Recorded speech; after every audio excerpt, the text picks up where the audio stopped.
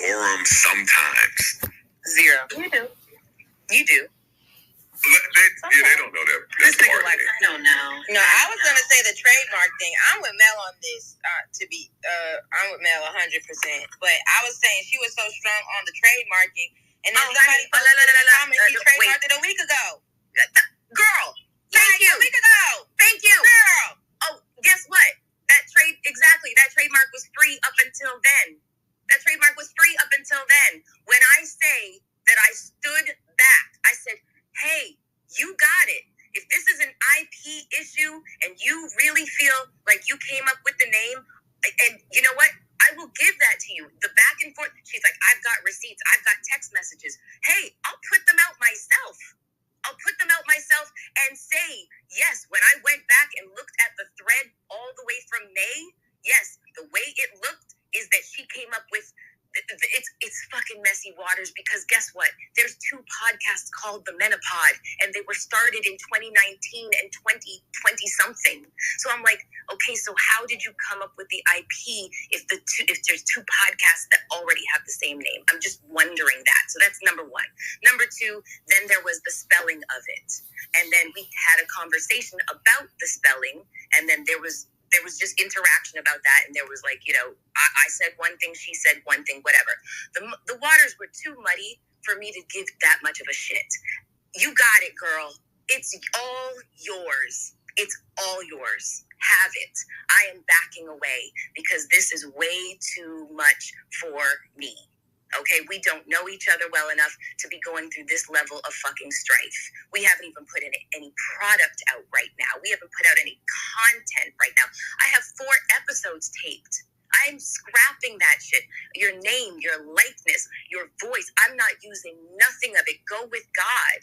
Like, this is what I didn't feel like y'all needed to know this stuff, because this is not really your business. This is not really your business. This was between me and them, and I was trying my best to keep it cute. That's it. And then to find out that she ended up in Spaces trying to air me out, and but you don't want fame? That's looking a little social climbing to me. I'm sorry. Yo, those hoodies that she was dropping look a little shady too, ain't gonna hold you. What's that? Remember she was putting out them hoodies, like you brought her on the pod, and then you were promoting your hoodies, and she was trying to make a. Let me tell, like, you end up on the biggest fucking podcast in whatever, Joe, what the fuck, the world, whatever the fuck, you know what I'm saying? Like, you end up there randomly because I invite you, and then as a result, the Joe Budden community comes to your page and starts to buy your merch. Mm-hmm. What the really, girl? Really? I almost did it. No, I did do it. What you mean? You know what? Here's the thing. Everybody that did purchase something, that is amazing. That just shows just how much of a community that Joe has created and has fostered, and how dope you all are. That's what that shows, is how willing that you are to support an extension of somebody that Joe brings on the fucking show, meaning me. Like, that to me is fucking dope. That is to be celebrated, and that is to be recognized. And it's just like the entitlement is what fucking makes my teeth itch. Wait, but Mel, so you don't think that she kept it cute last night? The fact she was on the Spaces at all. Joe. I know. Joe, get your haircut. Get your fucking haircut. All right. Yeah. I mean, I guess I knew the answer to that because I spoke to Mel last night for 45 minutes. It's not time for manipulators. It's not time. Wait, no. I didn't even start manipulating. What's wild, I didn't know that. So before Mford came up here, we was kind of talking about just from a business perspective, if you're not excited about getting to a partnership with somebody, then why are you upset about not getting to a partnership with somebody? So no one should really be upset. That's the main point. To be honest, that's the main point. Nigga, so, okay, if you're this mad, like, yo, every business, every relationship, the happiest you're going to be in that relationship is at the very beginning. Yes. So if you're not happy at the beginning, like, again, it's like a roller coaster, but again, that roller coaster never goes back up to the top where you started. So if you're not going to be excited at the beginning, then you really just shouldn't get started. Now, again, that's if you not even kind of excited. There's actual animus here. So what are we doing? Let me break something down for y'all. My page, my YouTube page, I'm Here for the Food. I still had over 20,000 subscribers. 20,000, and that is because of the community that I cultivated over there, and the trust that I cultivated with that community to deliver compelling content and to be authentic and to be transparent and to be candid and to be myself, and they fucking knew it, and thank God they held on, waiting to see, is Mel ever going to start another podcast? That's why this is an insane conversation to me. I am not a novice at this. I did not just wake up and say, I'm going to start a podcast. Melissa is now feeling healthy mentally enough to go back into the foray into fucking A-miking her way through a podcast because she already did this. It was a tried, tested, and proven concept. She already did. It was successful. I had an Instagram page that had just about 7,000 followers of I'm Here for the food. I repurposed those pages to be the Menopod. So we weren't even starting from the ground up. We weren't starting from zero. We were starting from my sweat equity, my work, my reputation, my blood, sweat, and tears, the work that I had already done. We weren't starting from zero. We were starting from such a lofty position. And then me being on Joe's pod, and as supportive as Joe and the boys are to me, shouting it from the rooftops, support our girl, her new podcast with whoever she's doing it with. How, in what world is our contribution fucking equal? In what fucking world are we talking about even fucking splits? In what world?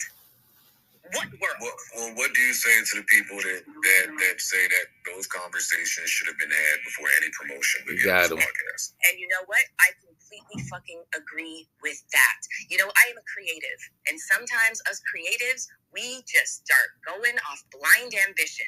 Okay, and that is just a trait, and it can be positive and it can be negative. And in this particular situation, it's fucking negative, obviously, because of the outcome. But my blind ambition, my blinders, when I've got an idea and I firmly believe in it, and I just charge full force with all my endurance and stamina and energy and hope and whatnot, it's all rooted in the best of my intentions. You know what I'm saying? So I absolutely agree with the fact that the business should have been taken care of before a single picture was shot or an episode was shot. But that's just not what happened. And my course correction was to basically rescind my participation from the Menopod. You guys go with grace, take the name, take everything. I relinquish everything. I want nothing to do with it. It's all yours, and I will not use anything that we have taped thus far. Your voices, your names, your likeness, your anything. And that was not enough. We could have done this silently, but it didn't. That's not what happened. And I would say that the fact that she did that last night proves that you made the right choice, Melissa. Thank you. It absolutely proves you made the right choice, because look at this retaliatory revenge, bitter energy, trying to malign your character. Like, I'm so happy you're here to speak for yourself. I'm gonna shut up so you can keep cooking. Ain't that fire, Rick? Mel speaking for himself. I love it. And I also just want to say, because the fact that we did not handle the business prior to, I'm sitting with debt. I'm sitting with content that cannot be used because of what I've said. I'm not going to use your name and likeness, nor would I ever want to use it at this point. But so all of the studio sessions that I booked, the photographers, the glam, the whole production that I paid for, all of that is my loss to incur. I have to pay. Everybody's been paid. All of their invoices have been paid, but this is all stuff that's my loss. I now have to keep on going with my plan to create the content that I have wanted to deliver to y'all. But I also have to deal with all of this this BS that is being thrown around about me. And it's hurtful because it is not the truth. It's just not the truth. That's not who I am. I am not dishonest. I am not distrustful. I am not a thief. I'm not a liar. I'm not. I'm just not. And I handled this to the best of my ability, and I tried to handle this like a grown-up human, and with decorum and poise and composure. And she chose another route to take this public and be threatening and whatnot. Like, how? What? How? I am wildly confused, but at the same time, no, I'm not, because the narrative about me not being a girl's girl, this oftentimes is the stuff that I encounter. But then they beat me to the punch of creating the narrative of, oh, Melissa did this, Melissa did that, oh, woe is me. The wild part is, I'm sorry, go ahead. No, go ahead. So the wild part is, and I hope for the people who take all of Joe Budden universe content and clip it up for monetary gain or pay attention to this part. Mford said she's the one who put all the money up. Like, and the irony is you're being presented as this like bad person, but again, as somebody coming from corporate America who also does media now and create content creation, there are people out there that would say, hey, we came into this agreement, handshake, verbal, whatever. I got these emails. I put up this much capital. So actually, I'm not going to just relinquish everything. Actually, I'm going to need X, Y, and Z, or I'm going to start using this, or I'm going to repurpose so I can get my money back. Like, that's what ruthless, quote unquote, people do is, and I ain't going to hold you, I might do it depending on how much I put up, because if I put up so much and I got content, I got IP out here, I can transcribe that, turn that into webinars, I can do all kinds of stuff. You're expecting me just to sit on that for nothing to give you back?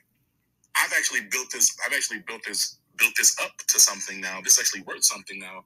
And so we're going to need to come into an agreement before. But the fact that you just said, well, nah, actually, is cool. Which goes back to everything is people don't know business, whatever. And, I get it, Melissa, like I'm similar in that way, like sensitive, creative. You want to build with people.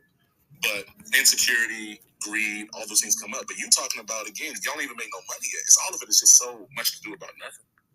And what's insane is just the fact that they wanted to enter into a long-term, not just a contract, a partnership, like creating an entity to where it was a three-way partnership. So you want to it's like being married at first sight. Like, here's the thing. I'm Melissa Ford. I'm the famous one. Melissa wants to be famous. Nah, bitch, I'm famous. Shut the fuck up. Talk your shit, Melissa. But hold on a second. It's true, though. Hold on a second here. But I'm the one that absorbs all the risk, since you are anonymous, since people don't know you. You know what I'm saying? So if you decide in 3 months, oh, I don't like the way this is going. I want to go back to my own life. I don't like the comments that people are making about me. I want to go back to anonymity and decide you don't want to do this no more. Now we have to absolve the partnership and go through all this fucking legal bullshit. And I absorb the risk of the failure.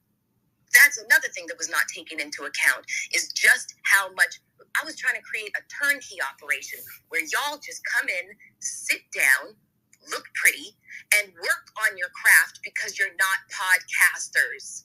You don't know what you're doing. Furthermore, I have to not just A-mic this situation. I have to teach you how to podcast. And do you know how much money I have spent on my own training? Do you know how much of my blood, sweat, and tears and sweat equity has gone into the development of my fucking experience? Do you know? And you're going to get that for free? And this is still a three-way fucking split? I think the fuck not. These conversations became, I won't say acrimonious, they just became stagnant. They were not budging. And I was like, okay, so then there's nothing left to talk about. Like, what the fuck? Like, there's nothing left to talk about. So I sent it to them, basically saying, did all of this come to a head the day before the launch was supposed to happen? Or was this all happening previously and then you kind of tried to let it rock until the very last minute? This was happening, it was really coming to a head like the week before, because that's when I started to hear a little bit more about, I'm going to use a legal term, ex parte communication that was happening on the side. And if I revealed to you who she was talking to, y'all would fucking gag. But I digress. Melissa, you should spill it. I muted the stage. Because no one needs to gag.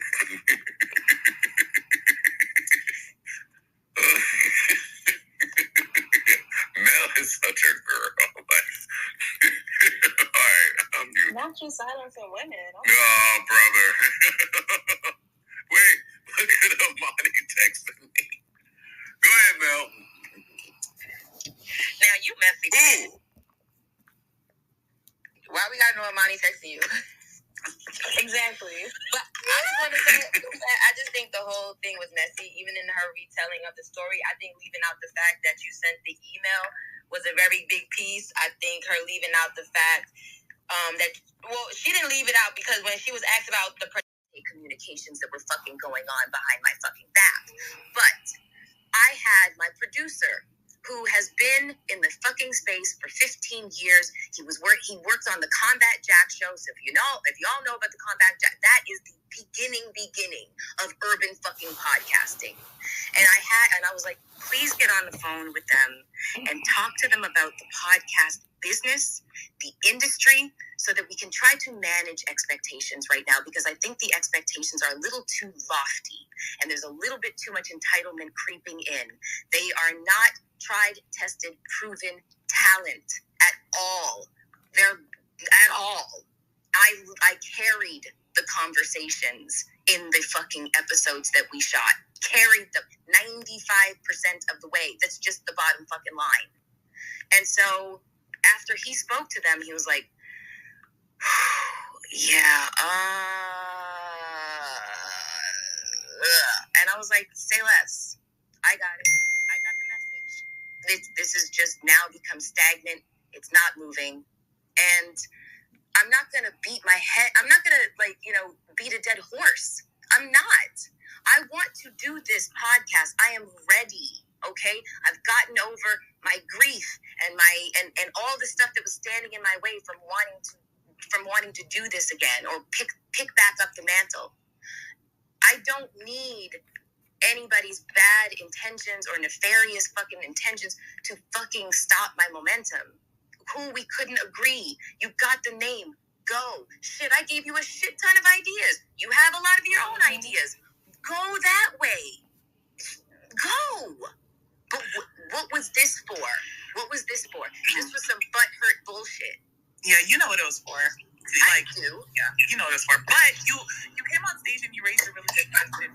You said about the girls girl. You said, now how does one respond to these allegations and that on your character about not being a girl's girl? Like, how do you prove that after people do what they did, like last night, clearly feeding into a narrative? Mm-hmm. And I think that you're going to do that through the work of your pod, right? Like you said that, do you need to bring up a whole bunch of people? Do you need to prove it and all this stuff? And I think that the way that you came across on your Instagram live, the way that you're talking about the certain topics that are appealing to these women and appealing to the things that you're going through, and even the way that like the possible guests that you will bring on and all that stuff, I think that is going to speak more than anything that you could ever try to prove whenever people go on these rampages to try and feed into that negative thing that they're doing. Like, I think that homegirl knew what she was doing yesterday with feeding into a narrative, bringing up things like, oh, she stole and thief and all this stuff, especially when you got other people bringing up other accusations. Like, she knew what she was doing to try and poke a middle finger in your sore spot. And I think that the best way to prove and shut all that shit down is through being who you are, the work that you're about to do. And I agree with you, but that is what I've always done. Listen, this is this version of Melissa that y'all are seeing right now, this spicier, clap back. Oh, and we love it. We love you, by the way. Thank you, guys. Thank you. Yeah, this version of Melissa. This version of Melissa is, she's always been there.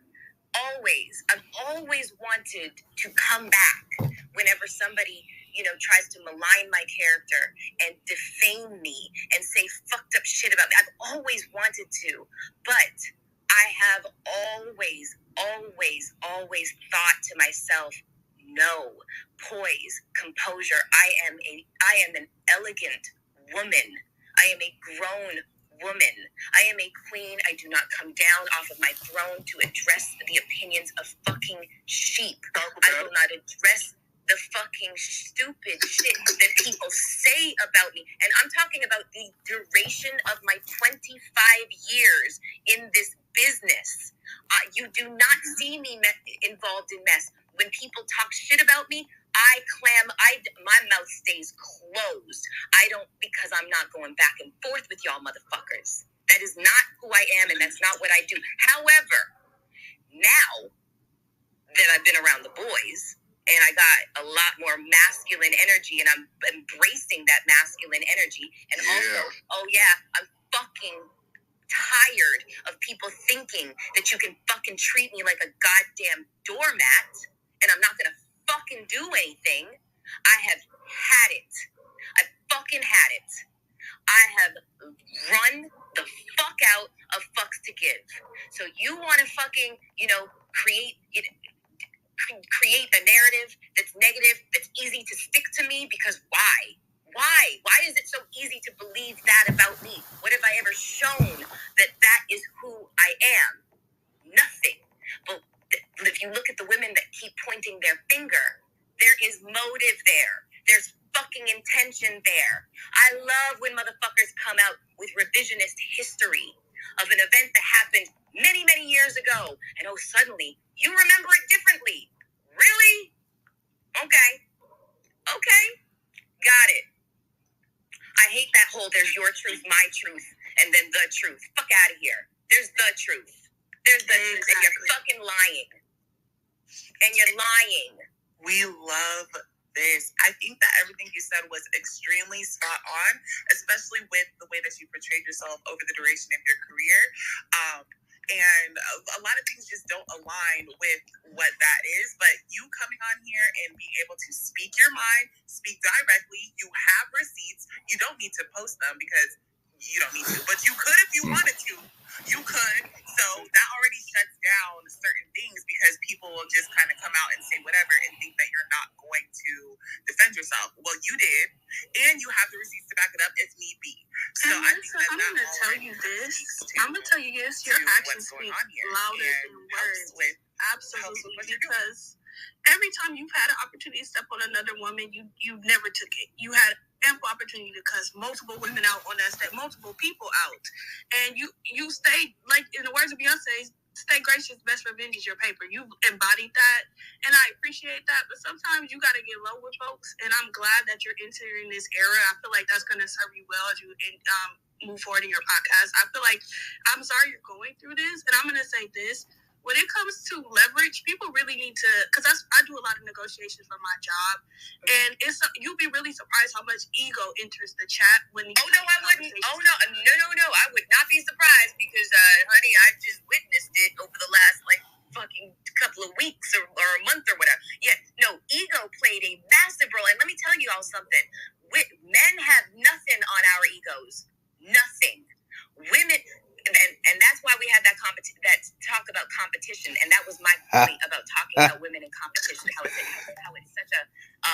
it's such a masculine characteristic that women can't admit that that is something that we participate in, and so we compete on all levels. It's like no holds fucking barred, and our egos sometimes are our biggest detriment, and that is what happened here. Egos, I've got the master's in nutrition science. I'm like, well, your page don't say that. Good morning. Nobody give a damn about that master's in nutrition science. Good morning. Good morning, everyone. Good morning. Good morning. Hi, Mel. Have you eaten breakfast this morning? I have not. I have just been. I've eaten souls. That's the fucking Lord. Here comes Mims. Here comes Mims. Here comes this nigga, right? Ruining the fun.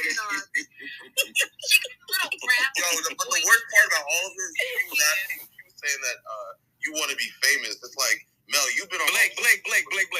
Hold on. 1 second. That's crazy. 1 second. I was asking Mel a question. Oh, Mel can't have her Ayo Joe moment? No, she can, but I was just asking Mel a question. Mel, are you good? Did you eat this morning? Are you okay? I have been up since 5 a.m. Okay. Well, and I went to bed at 1, so no. Okay. I think maybe let's just take a. I also hope for people who are in the creative space. Wait. Yo, I muted the stage.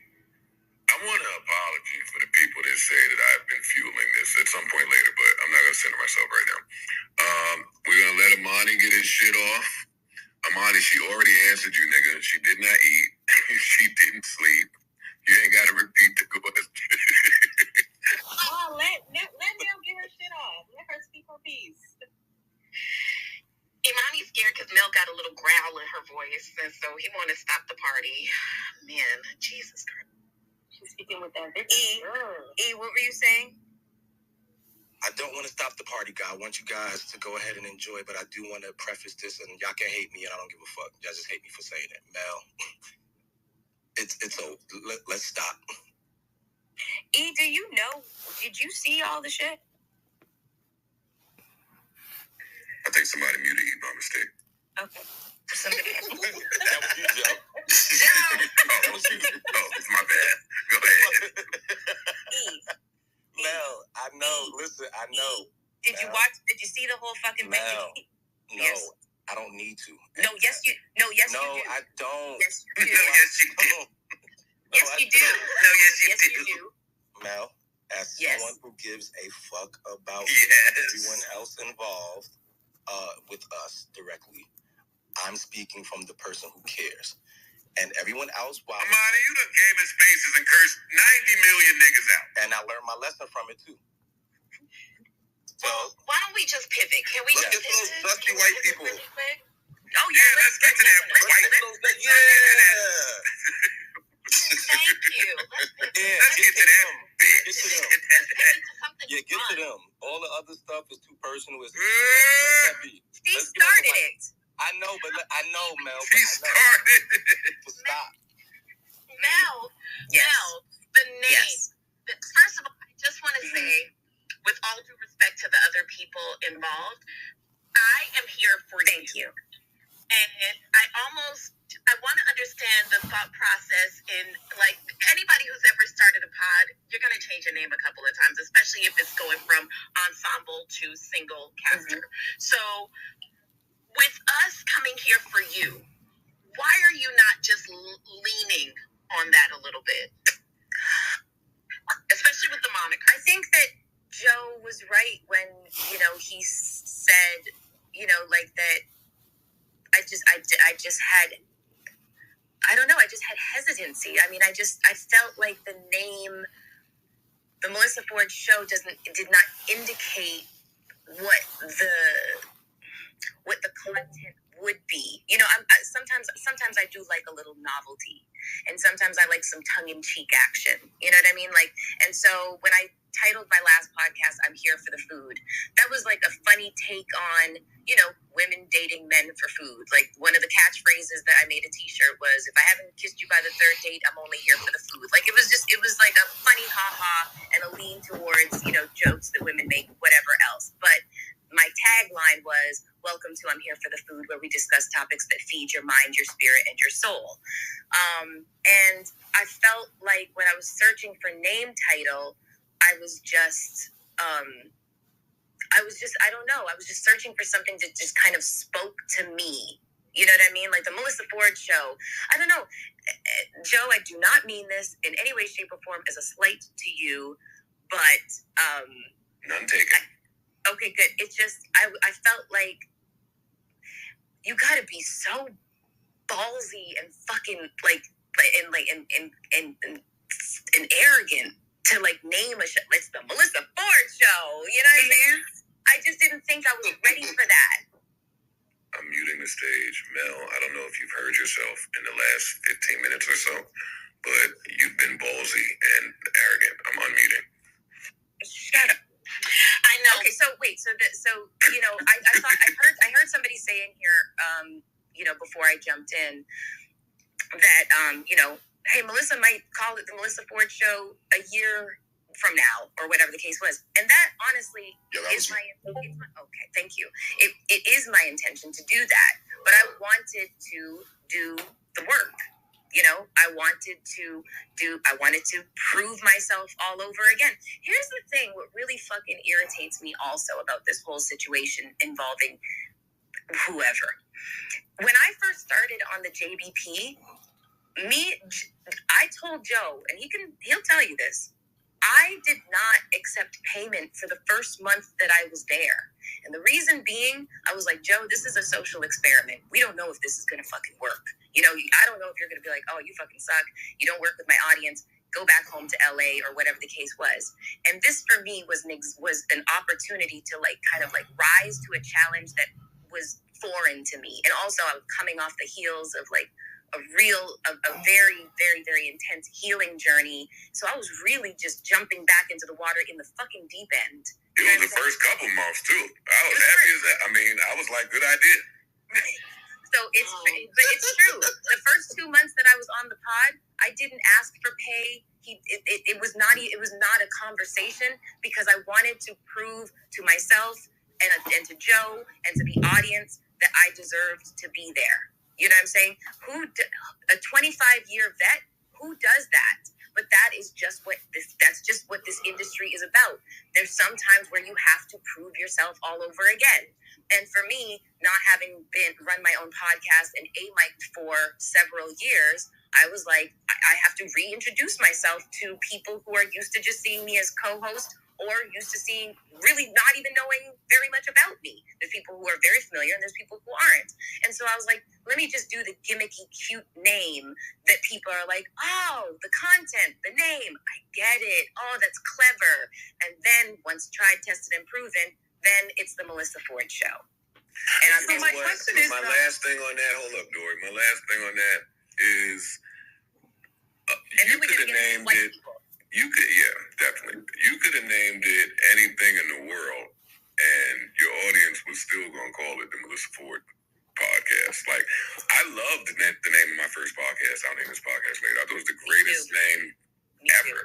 So clever. But then everybody was just like, "Yeah, that Joe Budden podcast." It's like, okay, so we'll go with that. Like, so, but look at that, is your audience designated that before you did, and that is what I want the audience to do. I want them to be like, yeah, it's the Melissa Ford Show. I forget the name of the girl. We already thank you. Thank you.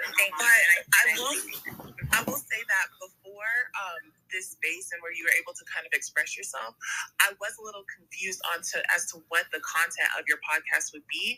And I know that you just explained that with your previous podcast, the I'm Here for the Food, and even with that genius tagline where, you know, you said you're feeding minds and all those things. I'm curious to know, like, do you have one for this Hot and Bothered, like where you can kind of have a succinct description to kind of let people know what they're tuning into? Because previously, like you said, with the Menopod, I thought it was a little bit alienating. I was going to tune in because I knew it was going to be fire, but I didn't really know if it was going to be about menopausal topics or like what specifically like we were going to dive deep into. But I'm kind of wondering, and I know that you kind of explained it earlier in a great way, but I was just wondering, like, do you have like a tagline or a succinct description now with that's what I'm doing right now while I'm in Atlanta with the team. I'm shooting some episodes, but we're also like getting together all of the copy. We are rewriting everything because you're right. The Menopod, even though I was like, you know, I'm passionate about it because it's my current lived experience, you know, and so right. And so I want to speak to those women, but I really, really felt very cornered, but concerned about alienating a part of my, fan base and audience that has been with me forever, and that's the men. And also, I enjoy talking to the younger demographic of women because I wish that a me existed when I was their age to come and tell them what to do and what to expect, what's coming down the pipeline, and to help them make decisions about their lives or give advice or whatever the case is, so I felt really funny about alienating those two core pieces of my fan base. So, to me, this was just logical. Like, okay, this situation is really getting gnarly, not working out, no problem, all yours. I'm pivoting like fuck over here. And this makes me feel so light because this feels like what I'm supposed to do. Exactly. This feels organic. This feels like what I am supposed to do. And I feel it in my heart and my soul. And so when I want to write all the copy from that perspective. This is coming from my heart and my soul. This is the tagline. This is the log line. This is the one sheet to solicit guests. This is the deck. This is the mission statement. This is the mantra. This is what I was looking for. Yes, this is what people are going to. They're like, okay, I'm watching this show because this aligns with what I want to see. You know what I'm saying? Listen, my podcast is not to talk about pop culture because I do that on Joe's pod, and there is a million pop culture podcasts. That is not what I want to do. I want to deliver compelling content that is really evergreen, that can sit and just and marinate and still be relevant a year from now. You know what I'm saying? Because I want this to go the distance, and so I have so many ideas as to the kinds of guests that I want to interview and the content that I want to deliver to you guys, so all of that is literally in like the planning stages. So this is part of the rollout. And unfortunately, because of all this other stuff, the rollout looks a little chaotic, but from my standpoint with my team, it's right on track. Mel, I got a question for you. As someone who's had a design taken from them or, interpreted by a bigger brand, to have like your name, someone else maybe have that name previously. I know it's not the exact same name, but do you feel a way for them? Like, do you feel bad at all that maybe they feel upset? Like, as part of you feel like does anybody really care? Or no? Look, there is 6 other podcasts with the same name. Like, I don't understand why these fucks think they invented the wheel. They did not.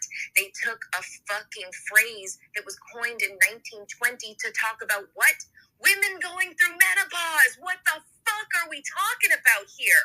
And these are 20-somethings in LA talking about their dating lives. Go ahead. I don't care. We are not going to be delivering the same content, so we can have the same similar name, but it's different because it's with Melissa Ford.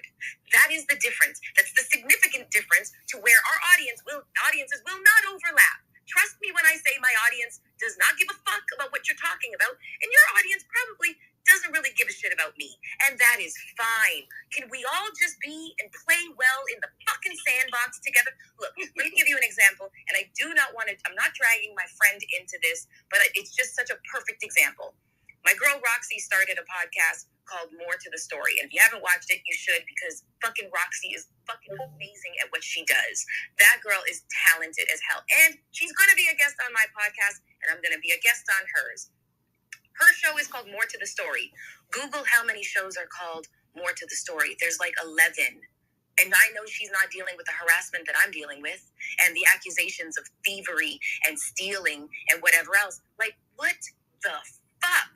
And that's another reason why Homegirl did what she did, because she could lean into that narrative because she saw what was happening on my fucking page with this other podcast calling me a thief and blah, blah, blah. I'm stealing. You even stole the concept. How can I steal the concept for your show? I'm not 20-something and I'm not white. What the fuck? And I'm not going to be talking about you dating in LA.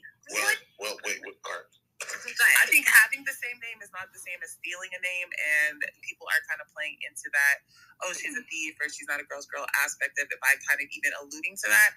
Having, like you said, there's distinct differences, distinct things, and it's okay to play in the same sandbox, but saying that you're stealing something versus sharing the same fucking name is completely different. Listen. We gotta come up with another word for stealing, by the way. We gotta figure that out.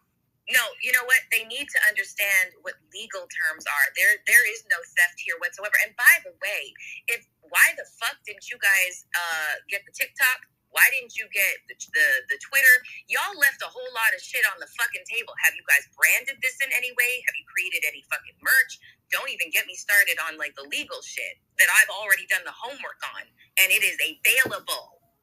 Like, what are we talking about right now? What they're doing, they're acting like parasites, looking for a fucking host, and that is me. And they're suckling from my fucking skin right now, which is my audience. They're getting all this attention because Reddit already posted this fucking chick's videos and shit like that. Oh shit, look at the tea. This ain't tea. This ain't tea. Stop feeding this shit, people. This is ridiculous. I'm late to this part. So white people are accusing. Yeah, they made a whole. White people cannot accuse black people of being creatively. That part. That's not possible. That part. But they do. They steal everything. They do. MAGA. They do. So Martha, my heel in the audience, bring them up. You'll talk about it, Joe. Let them up here, man. Whoever's in the audience is enjoying the listening experience. Hey, Mark. Yes. What up, Mark? Big Mark. Joe, this adjusted space title. Hilarious. Get on my nerves. Yeah, I'm so conflicted. I feel good that the mess is not mine. I'm jealous that the mess is not mine. So annoying. I'm happy for Melissa. You still messing with technically, you started it because you were the one who put it on spot first. As a publicist, this is my Super Bowl. Like, I love discussing rollout and marketing and all this stuff. Like, it really does excite me, and it gives a lot of, like, learning opportunities. But I really do appreciate, like, I want to, like, break down this whole, like, Melissa's response, because the way that you address certain things, the way that you're coming across as assertive, but also, like, genuine, this is exactly what we needed, girl. Listen, go, keep going. The last part is that I really, really was looking for a description of this podcast. I asked this like 2 days ago whenever you went live and stuff, and everyone was like, shut up, Dory. But honestly, I think that you gave like a good one, and I can't wait for all those things to get ironed out so that you can kind of promote that as well.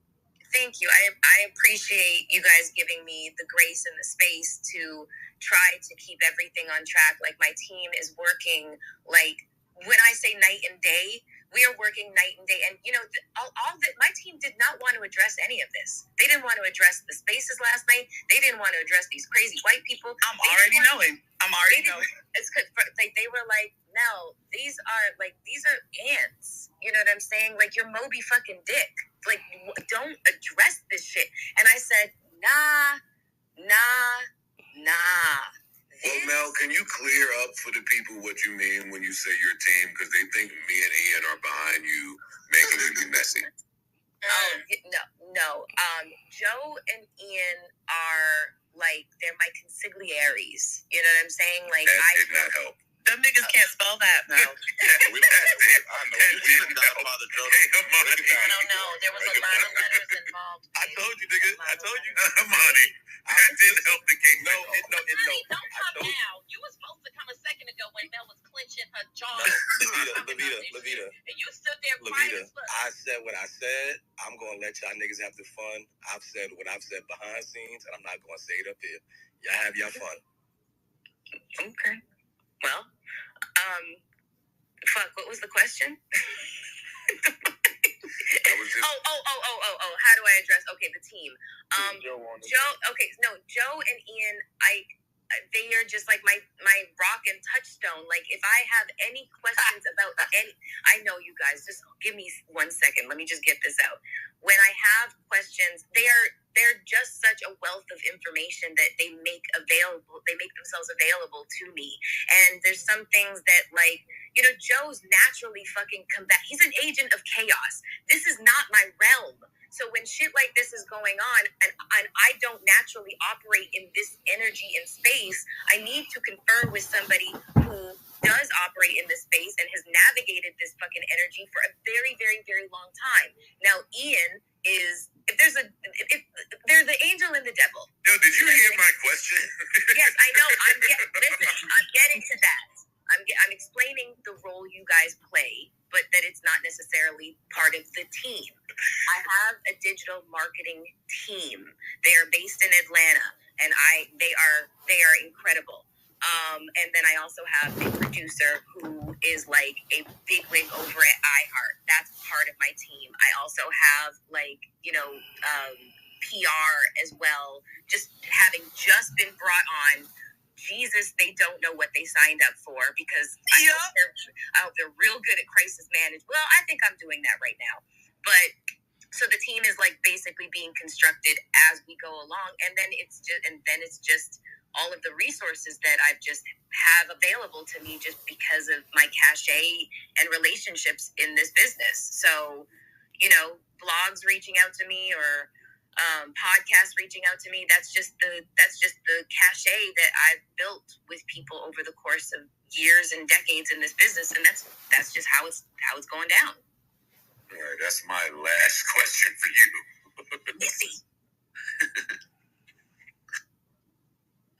Melissa, will this team be a part of your ethos in terms of presenting them to your audience, or will they just remain in the background while you work things out? And also I need to mention my attorney because he's busy right now. Because that video is not okay. That is a very one-sided presentation of misrepresented facts, and that is a fucking problem as far as I'm concerned. It's a very, very serious legal fucking issue. So there's that. As for the team, no, they're background, and that's where they want to be. Like that's the role that they play. They're just like, I'm forward facing, and they're just, we're just getting everything together in terms of making sure that we have a tightly run ship, and that everything that a consumer of the podcast would want and need will be available to them, whether that is a newsletter, whether that is merchandise, whether that is additional content or content delivered on time. That's the role that the team is playing. And my role is to produce it and to be talent. That's my role. And to be the creative. That's my role. So everybody, I'm trying not to wear as many hats as I've worn in the past because I'm too old for that shit. I'm too seasoned for that shit. It's time for other people to pick up, the slack that I used to have to pick up for myself when you shouldn't. And I said this earlier when talking about the rollout, because again, this is like my Super Bowl. I was like, Melissa is not a marketer. Like she has and should have people who are doing that thing. She should just be focusing on the content and making it fire as she has previously, because she's already proven that she can do this and does it well. The whole marketing stuff is all a team thing. And then that's when people will be like, well, what is Joe and Ian doing? And I'm like, why do y'all think them niggas is magicians and a part of her team? Like, Yeah, we are not the concierge. I mean, consigli, whatever. Almost. Yeah, there's been speculation, of course, with your association, which makes sense. Like, people have questions, but the question was, like, are you a part of the JBN? And the people were like, oh, well, what is Ian going to do? And I know that on your live, you had even said, like, when booking people, you're like, oh, I should ask Ian. And I just was like, that could also, lead people to believe that they're a part of your team. But when you just outlined what your team does,